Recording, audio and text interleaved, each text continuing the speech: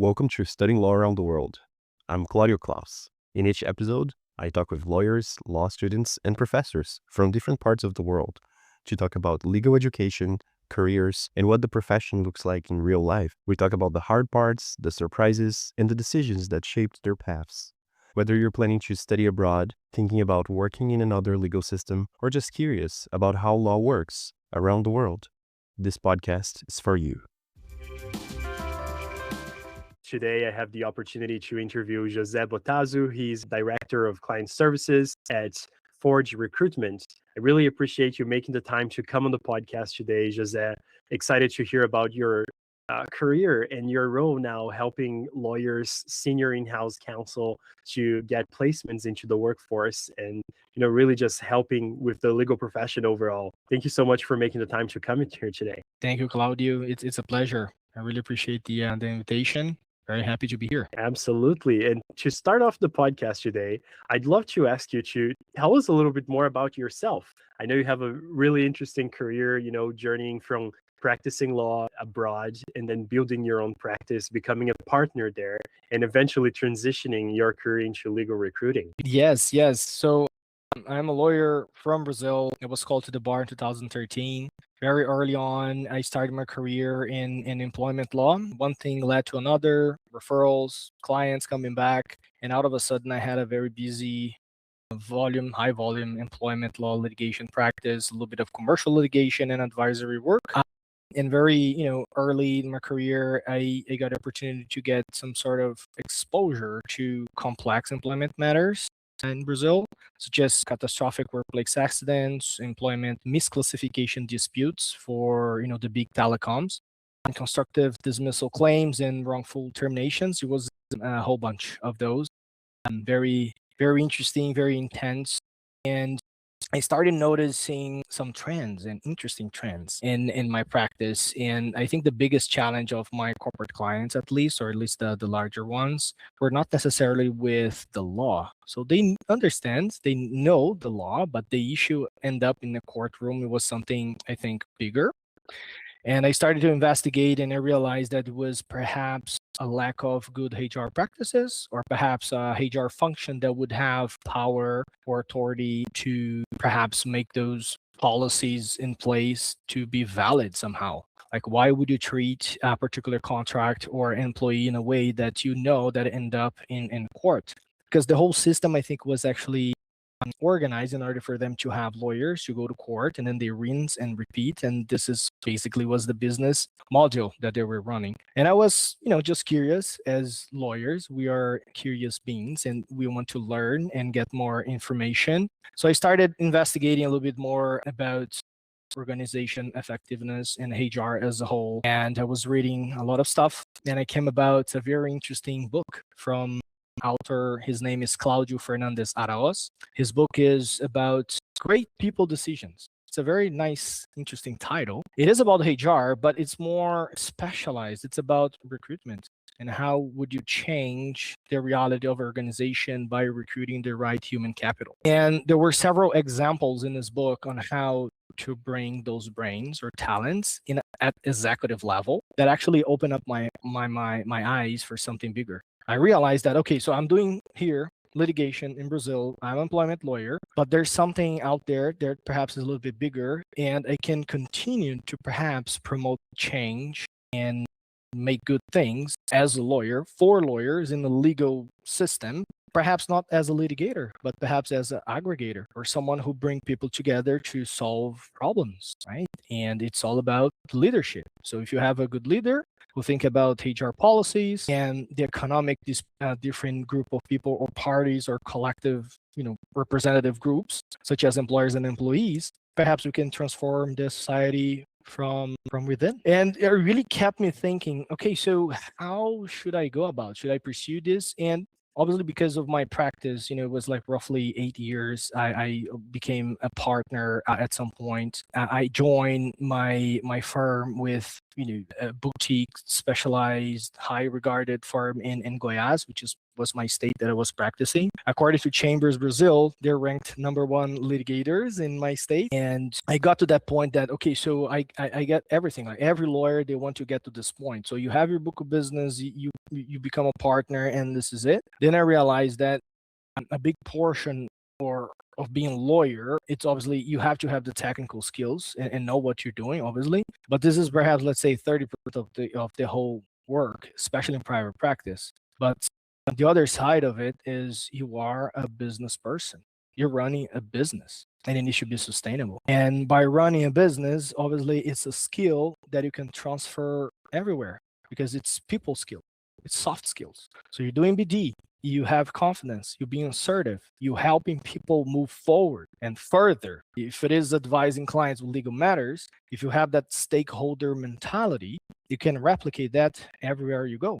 So it's the formula, I think. So I really took a bold approach and talked to myself and thought, I'm going to make a change. I went to work in an executive level, perhaps leveraging the legal expertise I have and the people skills I have to promote transformations elsewhere. And coupled with a dream to have some sort of international experience, I came to Canada, came to Toronto. I had a few other options like UK and Milan. I knew it that it needed to be some sort of a world-class city, cosmopolitan, and diverse city for me to have a good impact. I wanted to work with the big players and big organizations, so I knew I needed to put myself in that type of market. So that's why Toronto came about. It's a fantastic city, and I came here in 2019. With all that background, I came here to study and got back to school. So I decided to take a postgrad at George Brown College. It's a human resource management course to kick off my career. And early on during the co-op, I was very lucky to Randstad, a huge staffing company. They reached out to me and said, "Oh, I can see that you are a lawyer and you're studying HR. Have you ever thought about starting a legal recruitment career?" And I said, "Oh my goodness, yes, actually, that's my plan." And a lot of discussions happened. Obviously, I proposed a business plan and we had a fantastic year and then another year. And 4 years in, I was ready to take on another opportunity with Adecco, the direct, I think, competitor. I wanted to broaden my search a little bit, get more complex mandates such as partners and senior associates. And that led me to join Robert Walters after a year. Robert Walters, again, it's international recruitment firm. They're based in the UK, and I was only expanding my practice, my networking, my connections, and the way I navigate this very conservative and interesting legal market here in Canada. Then last year, December, I made another bold decision, but I think it was the right one.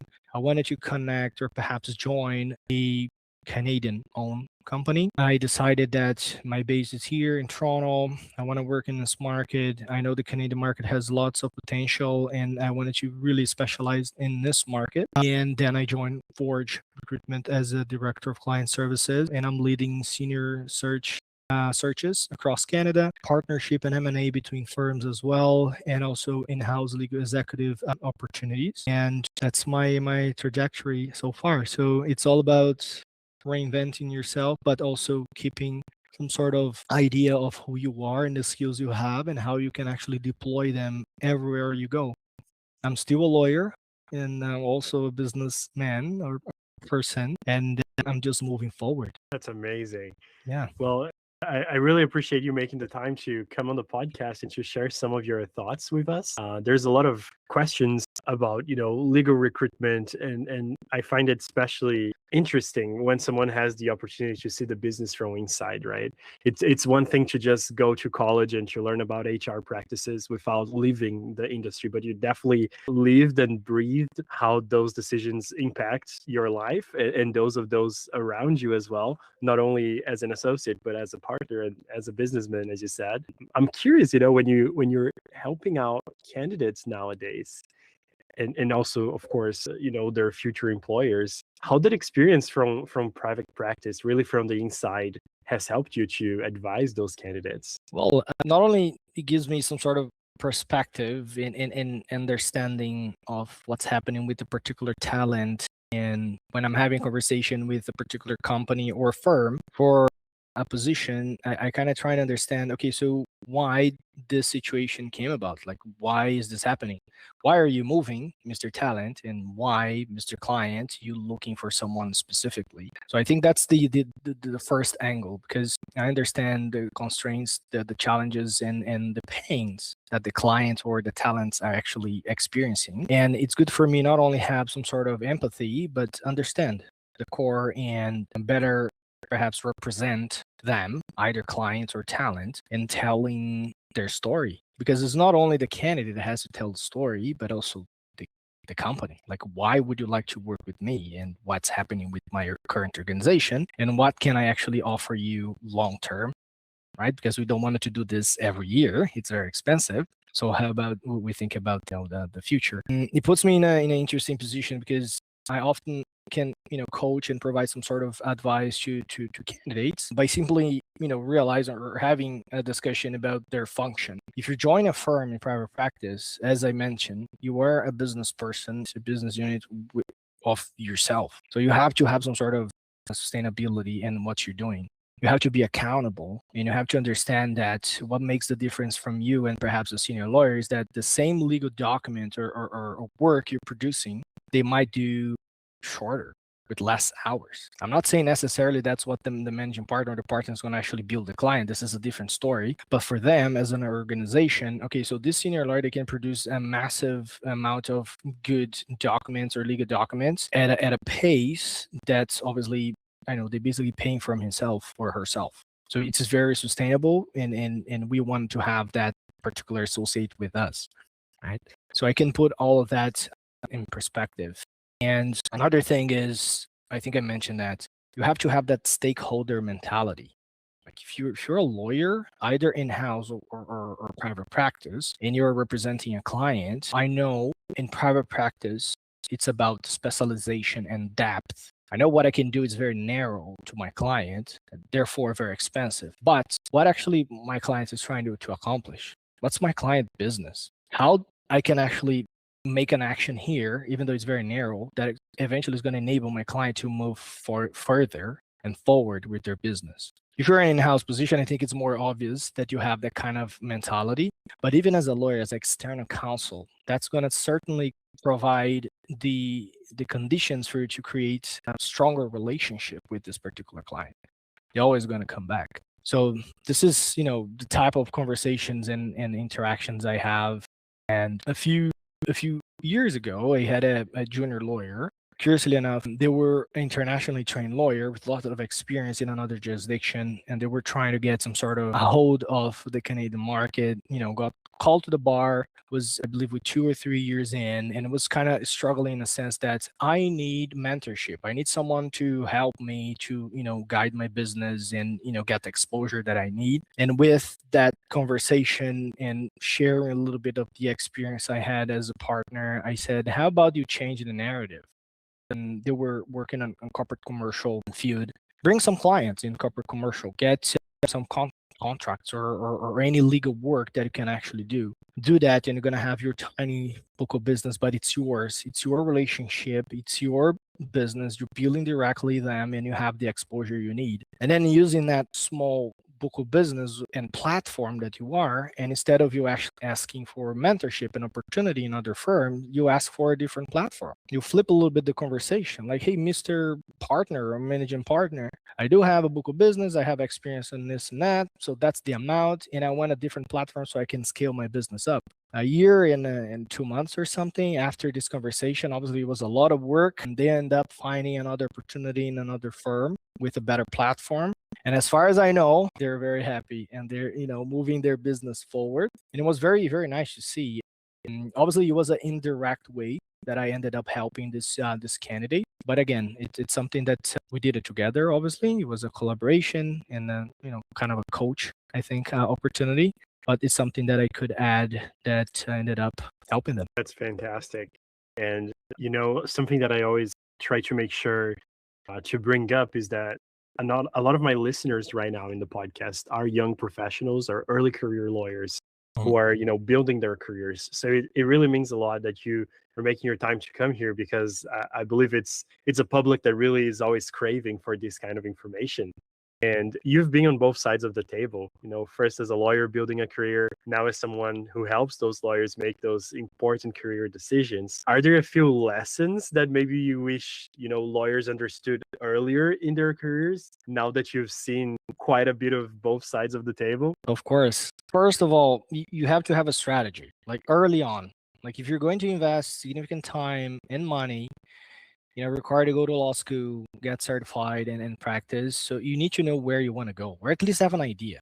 You don't have to necessarily, okay, so this is exactly it. Like it's very hard for you to actually predict, but you need to have some sort of north or an idea where you want to go. And throughout your career, you're going to collect and gather not only experience, but more information so you can make those deliberate career decisions on where you want to go. And you have to obviously understand that private practice, I think, just mentioned, it's about depth and specialization. So you're going to do something very narrow, you're going to rinse and repeat, you're going to do it extremely well, that you're going to be very expensive but very good in what you're doing. Whereas if in-house roles require obviously a broader approach, a little bit more generalist, I think, angle. So if you want to build your profile to eventually ended up in an in-house position, you have to know early on that you have to obviously master corporate commercial transactions, AI, technology, labor employment, construction, and several different ways, so you can position yourself as a high value asset to any organization. If you're too narrow in a specific niche, you have to be aware, okay, so who are the players in my niche for in-house opportunity? So let's say I'm working corporate commercial stuff, I'm doing mostly investment, perhaps securities, corporate law. Okay, so who are the private equities or the hedge funds and investment funds around there that eventually after 8 years of practice, I can actually make a move? So you can narrow down, a few potential players, and you work on your career by making connections with them. It could be potential clients or, paving the future in order for you to make a move. So this is all about strategy. So you cannot do things in your career after investing a lot of money and time randomly. So why are you taking the time to connect with that particular prospect? Why are you doing that particular type of legal work? Where this is going to take you? Like, what's your plan? If you have that, obviously it's very hard. Sometimes you're gonna miss, you're gonna fail. That's fine. But if you have some sort of idea, every action you take, it's closer to the goal you have. Fantastic. I love what you said right now, about having that strategy, thinking about your career early on, and taking that into consideration. Because from what I see, I might be wrong in this observation, but I believe that a lot of lawyers would be only starting to think about their careers at a point when they're a little bit more unhappy or specifically looking for a change.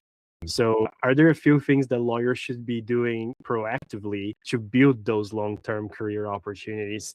We love the idea of being intentional, of having a strategy, but what does that look like a little more? You did say, build that profile, that portfolio, the kind of work you want to do, the kind of client you want to maybe approach early on and pave the way.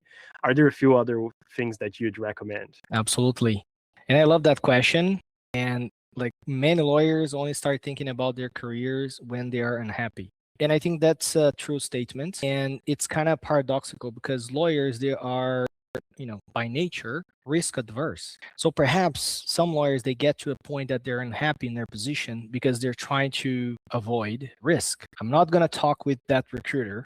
I'm not going to go for lunch with that particular partner that's trying to poach me. I'm not going to connect with my peer and discuss a topic that I think would be very, very interesting because I have to, do something else. I don't want to take the risk. And that's the paradox, because you don't take the risk and you ended up in a position that you are unhappy, and then you have a problem, which is very risky for you. And believe it or not, if you're not thinking about making a move, and I get this a lot, you send messages to lawyers and, it's how you approach them, and they usually say, no, thank you, I'm not ready to make a move. Okay, I understand you're perhaps satisfied and happy in your position, but I'm pretty sure that your employer is thinking about making a move about you. If they find someone perhaps cheaper, or perhaps they can deliver what you're doing better, faster, or bring more revenue to a business, right? They're all thinking about profit. I'm so sorry, that's how it is. So why shouldn't you be thinking about opportunities or having conversations? So I think doing something proactive, I think that's it. The proactiveness, it's, you have to be open.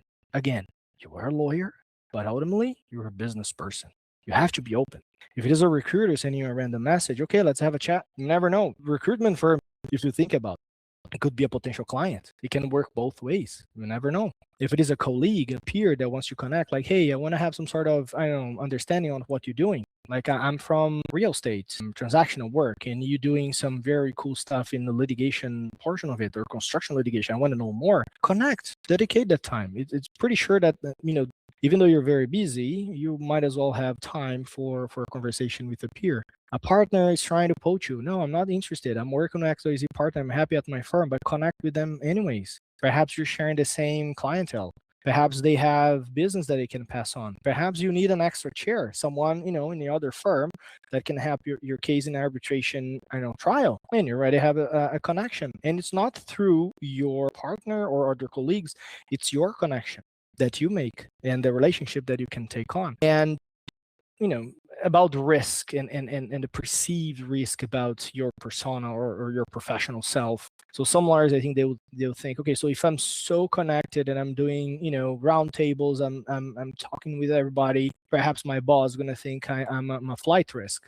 Okay, this could also be true, but if you have visibility, if you're visible, you might as well start getting or start being desired as well. Like your employer is going to try to retain you. So it's a very interesting way to perhaps approach and think about that. So don't wait to be unhappy.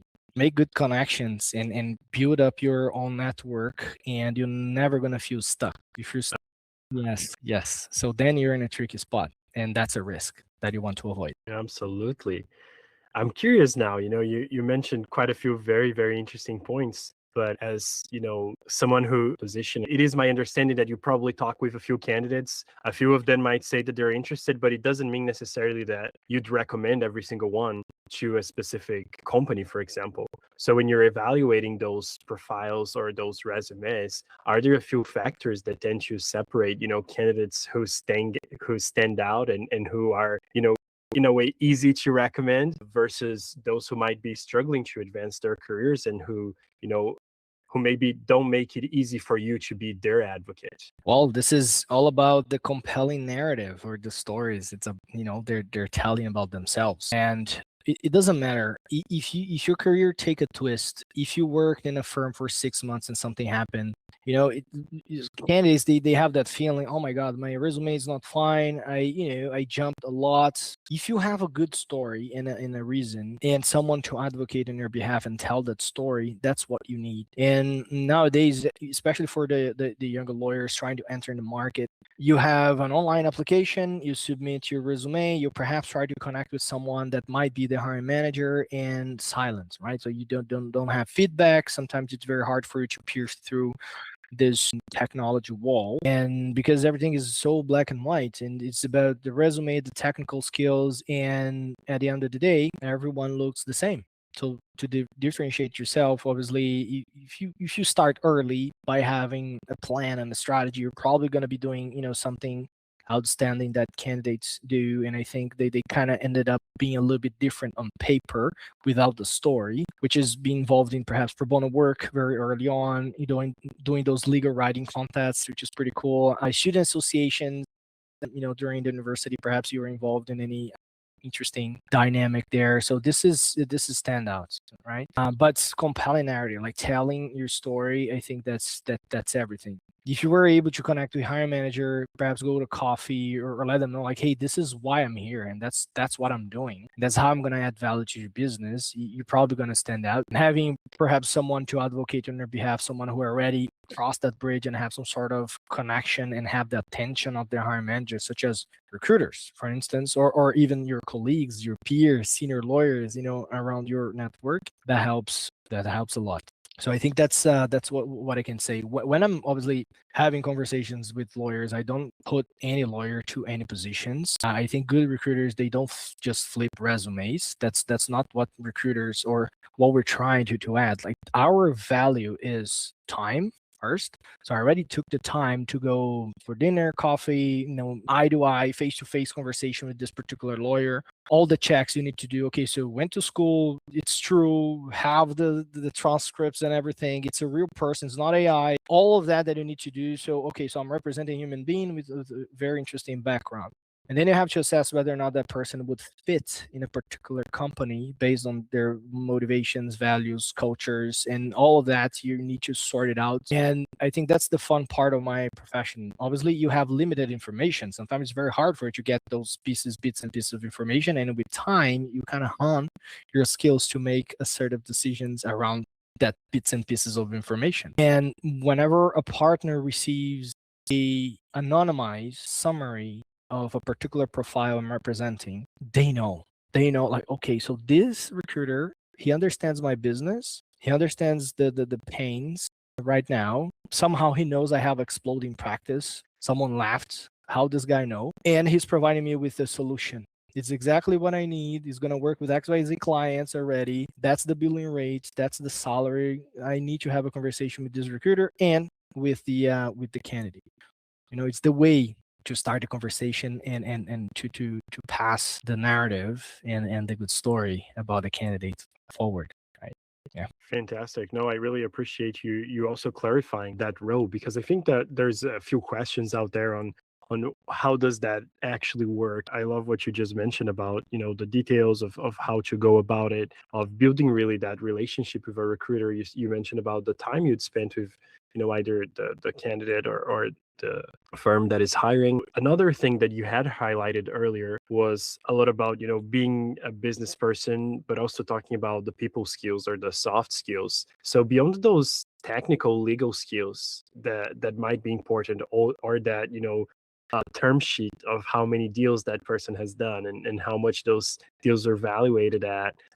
Beyond those really quantifiable things, are there a few qualities that you see in lawyers who are successful and that progress into, senior associate roles, partner roles, any kind of executive or leadership roles, that maybe it is not one that it's obviously, quantified? Absolutely. What I've seen in the past, based all the information together and experiences in placements, the successful ones, those that you can see the progression happening, they're forward thinking. If you have an issue, a problem, either if you're representing your client or perhaps within your workplace, always think forward, not backwards. Don't fight, forward. And you immediately see that person as a leader. You feel like, okay, so I'm gonna actually listen to what this person is saying. They're usually very assertive, they're very confident, and they always move forward. And that's how you solve problems as a business person, as a lawyer. And patient. Senior lawyers, they're in a very tricky spot. They're on the verge of something big. They're either gonna become a partner or start, partnership track, perhaps income partnership, and then perhaps they're gonna be offered equity. I don't know. They could be on the verge of that situation, or even so, they might be thinking about moving in-house. Perhaps if you're a senior associate, depending on the firm you are, perhaps going to land not as a GC. So let's say if it is a big company as well, you start as associate general counsel or even senior counsel to a big corporation.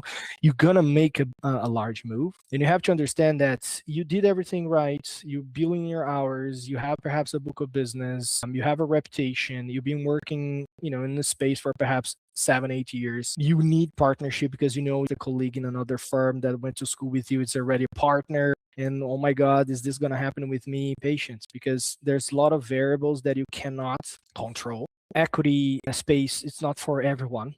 Like there's no way, it's impossible, right? So to get a piece of the pie of a legal practice, it's limited. So even if you're doing everything right, you have the skills, everything is right, perhaps you don't have space. So what I'm trying to tell you is you have to be patient. So assertiveness, be confident, know what you're doing, obviously, and have a little bit of patience. And obviously, with all the networking, being open and having conversations, perhaps you can identify opportunities elsewhere or somewhere that you never thought before. Very, very interesting. Thank you for clarifying that point. You did mention a few times in our conversation today about the whole, idea of aspiring to become a partner, but you also talked about the importance of being a business person in a way, doing business development and so forth. The transition from associate to partner seems to be one that requires a different mindset, or one that might even require a change of environment. Are there a few things that lawyers that you talk with misunderstand about that journey? Yeah, I don't think at this point, at this level, lawyers would misunderstand anything necessarily, but perhaps they can overlook a few factors, macroeconomic or macro, details, because obviously they're so immersed in what they're doing, about specialization. They don't have time to actually take a breath and see what's happening around them because they're so busy doing important stuff. But there's a generational clash happening here. So I think that predominantly the majority of the partners that holds, equity, perhaps in North America, are baby boomers still, Gen X, I believe. So they're a little bit more experienced. They've been around for quite a while. Recently, because of pandemic, especially here in Canada, there's some sort of acceleration of those retirements that happen. And even people that regret it, they retired and they immediately they came back. And in the legal space that happened in both ways. What I'm trying to say is that those who have the relationships and control of large book of business and obviously equity of those firms, they either about to retire, they're retiring, or some of them are returning in order to fulfill the role of actually controlling the book of business, because it's very, very, very risky for a law firm. If they lose a senior partner, what's going to happen with that book of business and that relationship? It might as well vanishes. It might as well go to the competitors or just scatter around the legal market. So out of a sudden, okay, so we're a full-size firm, we have a constructive litigation practice, partner retires, boom, we don't have a constructive litigation practice anymore. We have to start from scratch.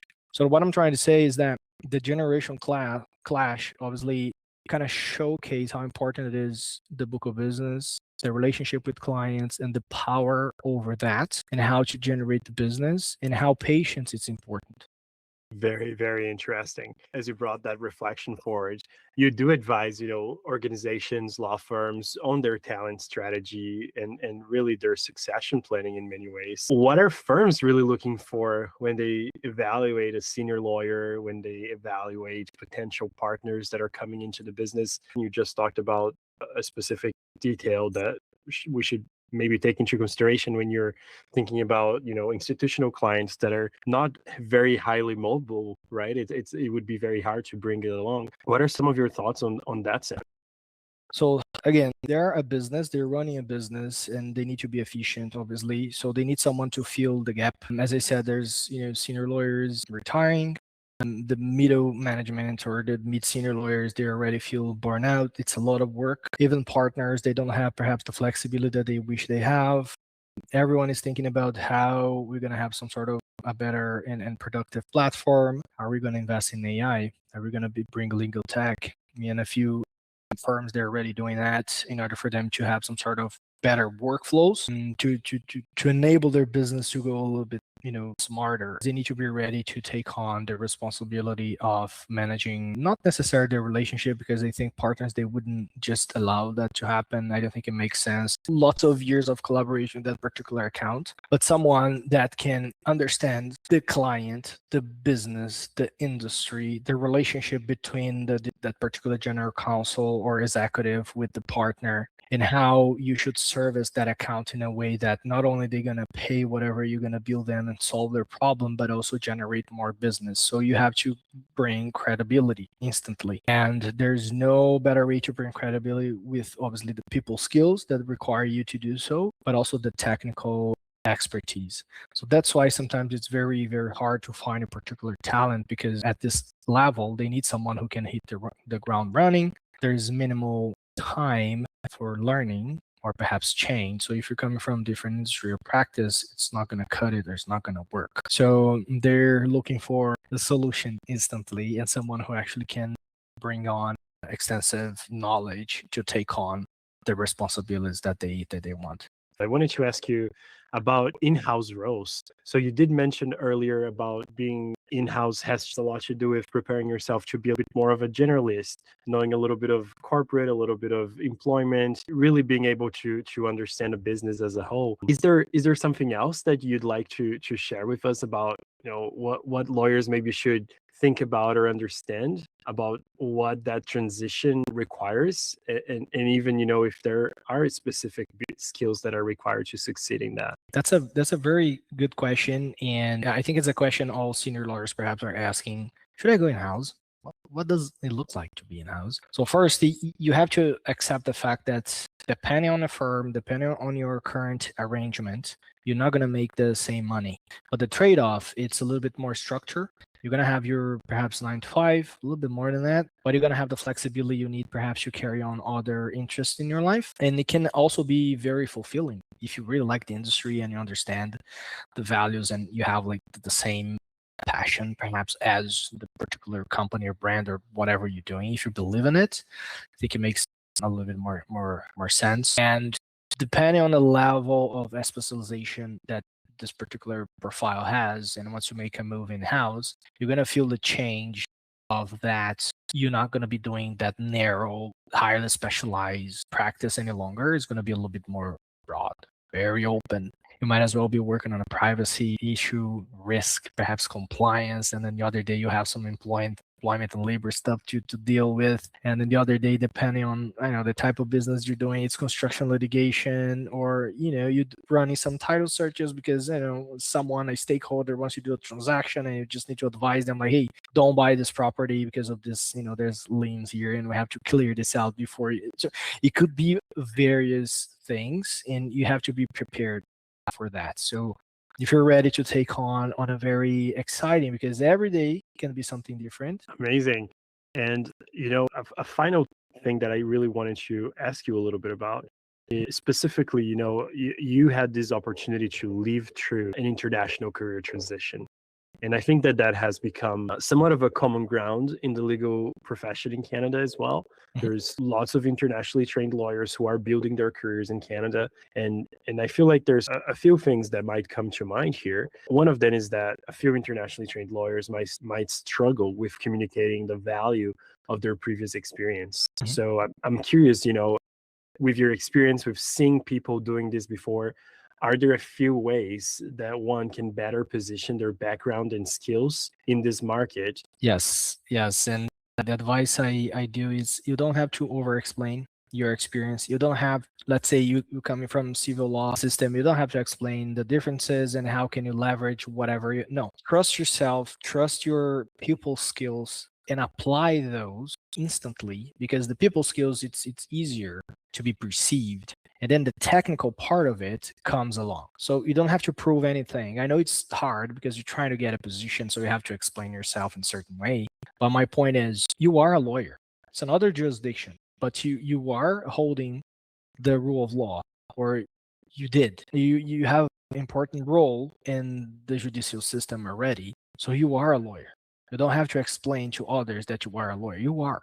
Just apply perhaps the people aspect of it. As I mentioned before, I coached and supported an international trained lawyer to make the transition and just to change a little bit the narrative. Because when this person came to one of those opportunity and said, okay, even though they wanted to have some sort of support and join a group with mentorship so they can carry on with their career, but the conversation was, I have clients, Canadian clients, that need my help, and I need a better platform in order for me to service them. Would you help me to help my clients? And obviously it's like, okay, so this person, okay, the technical skill, I don't know. Perhaps in 6 months I'm gonna know, but I know from the onset they're connected, they have business, they know how to carry on a conversation, they know how to qualify a potential client, they're confident.